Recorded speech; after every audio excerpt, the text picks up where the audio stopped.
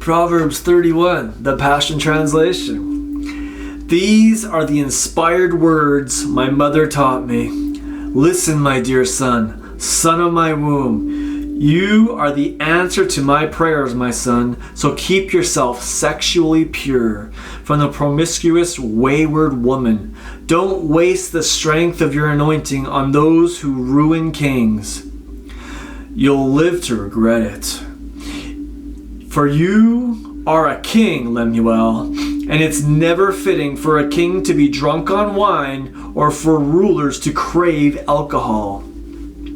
For when they drink, they forget justice and ignore the rights of those in need, those who depend upon you for leadership. Strong drink is given to the terminally ill who are suffering at the brink of death. Wine is for those in depression. In order to drown their sorrows, let them drink and forget their poverty and misery. But you're to be a king that speaks up on behalf of the disenfranchised and pleads for the legal rights of the defenseless and those who are dying. Be a righteous king, judging on behalf of the poor and interceding for those most in need. Who could ever find a wife like this one? She's a woman of strength and such mighty valor. She's full of wealth and wisdom. The price paid for her was greater than many jewels. Her husband has entrusted his heart to her, for she brings him the rich spoils of victory all throughout her life. She brings him what is good and not evil. She searches out continually to possess that which is pure and righteous. She delights in the work of her hands. She gives out revelation truth to feed others, like a trading ship bringing divine supplies from the merchants. Even in the night season, she arises and sets food on the table for hungry ones in her house and for others. She sets her heart upon a nation and takes it as her own, carrying it with her. She labors there to plant the living vines.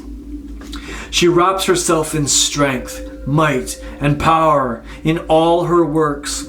She tastes and experiences a better substance, and her shining light will not be extinguished, no matter how dark the night. She stretches out her hands to help the needy. She lays hold of the wheels of government.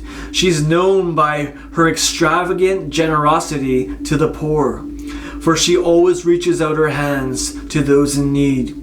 She is not afraid of tribulation, for all her household is covered in the dual garments of righteousness and grace. Her clothing is beautifully knit together, her purple gown of exquisite linen. Her husband is famous and admired by all, sitting as the venerable judge of his people. Even her works of righteousness she does for the benefit of her enemies. Bold power and glorious majesty are wrapped around her as she laughs with joy over the latter days. Her teachings are filled with wisdom and kindness as loving instruction pours from her lips. She watches over the way of her household and meets every need they have. Her sons and daughters arise in one accord to extol her virtues, and her husband arises to speak of her in glowing terms. There are many valiant and noble ones, but you have ascended them above them all. Charm can be misleading, and beauty is vain, and so quickly fades. But the virtuous woman lives in wonder, awe, and the fear of the Lord. She will be praised throughout eternity. So go ahead and give her the credit that is due her, for she has become the radiant woman, and all her loving works of righteousness deserve to be admired at the gateways of every city.